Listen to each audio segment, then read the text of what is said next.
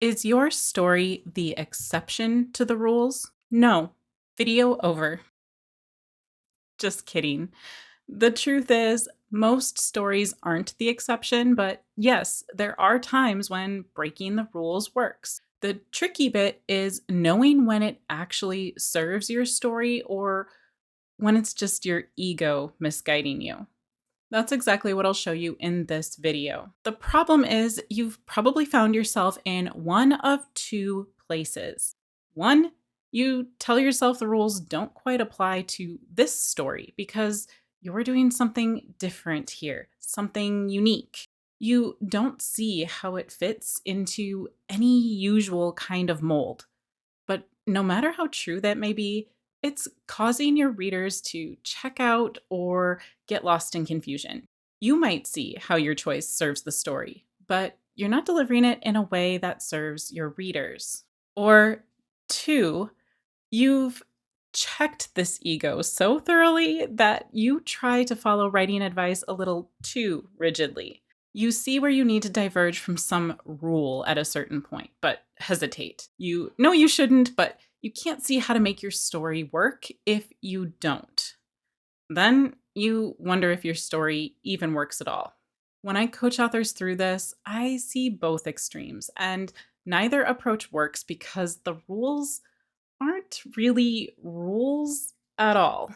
The only rule is if it works, it works.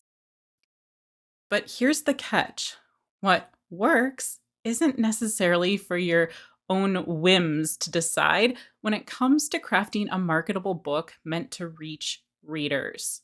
These stories only work if they resonate with readers, and that's where these so called rules come from in the first place. They reflect patterns that reliably deliver what readers are wired to expect and engage with. There are still a lot of creative ways to deliver on these patterns, so it's not like this means anything trite. I tell my authors this all the time when they get nervous because they know they're doing something that goes against whatever writing advice at face value. The rules, those bits of advice, it's advice for a reason. It exists because 9 times out of 10, following it creates a clearer, more immersive experience for your readers. So when you break one of those rules, it has to be intentional, meaning there's actually a better reason than that you're not able to let go of something you wrote or some idea, or because following the rule is harder than breaking it and moving on. But you break it intentionally when you understand what that rule is protecting in the reader's experience, and you've found a better way to serve it in your story. And sometimes that really is possible because that's just it. Writing advice taken at face value is more like a best practice blanket statement that may not work in every instance. You don't always have to follow every single one to the letter. It does mean that you need to think about what that rule does for stories. So if you're going to deviate, there needs to be a stronger reason than how it might not really be your favorite thing, or it's going to be more work to bring your draft in line with the rule. For example, when the authors I work with do break a rule, it's usually only one or two, and it's intentional. Maybe they open a book with a slightly more distant point of view because it perfectly matches the tone of their story. Or maybe they bend structural pacing within acceptable percentages to heighten their theme. So they've thought it through, weighed the trade offs, and made sure that what they're doing is still serving the reader experience and not only their own ego. Plus, they're usually following all the best practice advice in every other respect because there's simply no good reason not to. So they're not even breaking that one rule or two in ignorance. They know the rules and therefore know exactly when and how to break them.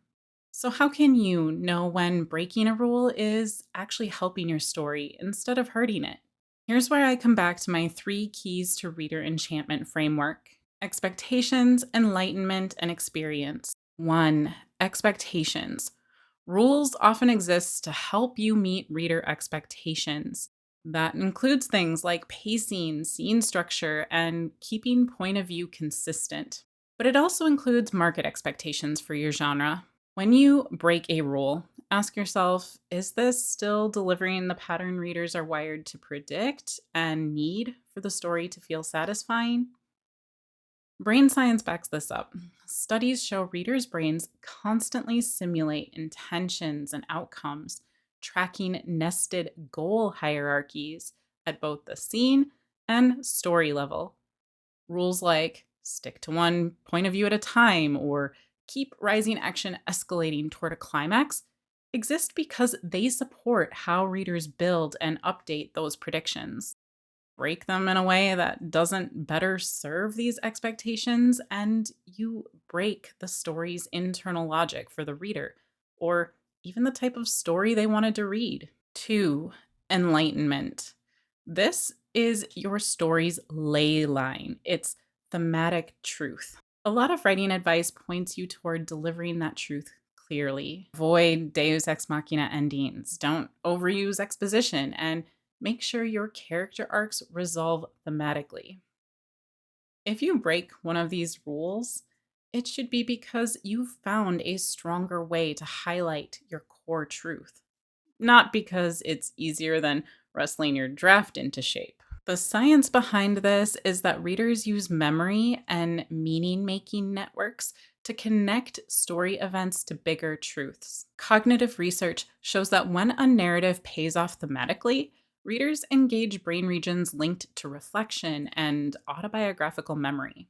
That's why advice like plant and payoff, Chekhov's gun, or wants versus needs, and tying everything back to a character's internal conflict matters. It's not arbitrary, it's how readers make and internalize meaning. Three, experience. Finally, consider the experience you want readers to have. Stories are emotional simulations. Readers mirror character emotions and draw on their own memory to feel what's happening. This is why advice like show, don't tell, avoid head hopping, or layer conflict in every scene shows up everywhere. It directly maps onto how readers' brains create empathy and immersion. Neuroscience studies reveal that mirror neurons fire when readers imagine what a character feels, and immersion deepens when stories follow the disruption, escalation, payoff rhythm. That's why advice about deeper, immersive points of view, scene escalation, or keeping tension active works. It's scaffolding the brain's natural way of processing story as a lived experience. Breaking those rules might work, but only if the choice makes the experience even stronger. When you use the three keys as your decision filter, you'll know whether breaking a rule serves your story or whether it's just ego or avoidance creeping in. And to help make sure your story is delivering all three keys to your readers, you can grab my spellbook outline. It's a tool to help you see whether your story is hitting the right turning points for reader expectations, how they're working for both the plot and internal character arc for meaningful reader impact, and the best immersive experience so you can decide with confidence when bending or breaking a rule might actually work. You can grab it at inkybookworm.com/courses/spellbook in the description below. But before I see all the comments about such and such author who is super popular and successful and breaks common rules all the time, likely even many of the examples I mentioned, remember the three keys and why that might work for this other author. Is the author already successful by whatever metric you want to go with and has a built up audience eager for the next story? That's the key of expectations at play.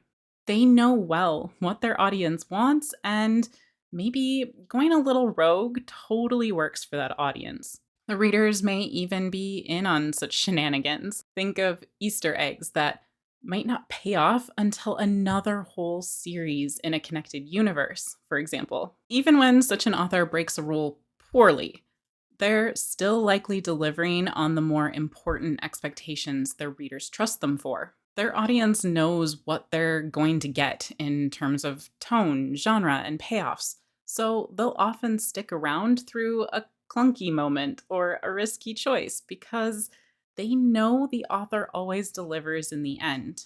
And you also have to consider that if this author is already multi published, they have the craft experience. They're not breaking rules in ignorance. They know the patterns inside and out. So at times they break the rules at face value, but follow the spirit of the rule in other ways. Ways that, for whatever reason, worked better for the story they were telling. That's not just for successful best selling authors with a huge following. That's something you can do too. But it is why it's even more important to understand these rules well. Especially if you're not published yet, the rules matter even more. They're not about boxing you in, making you formulaic in a tedious way, or only applicable for authors telling less unique and more straightforward stories than you are. So flip your thinking about the writing rules because actually they're more like shortcuts to craft mastery.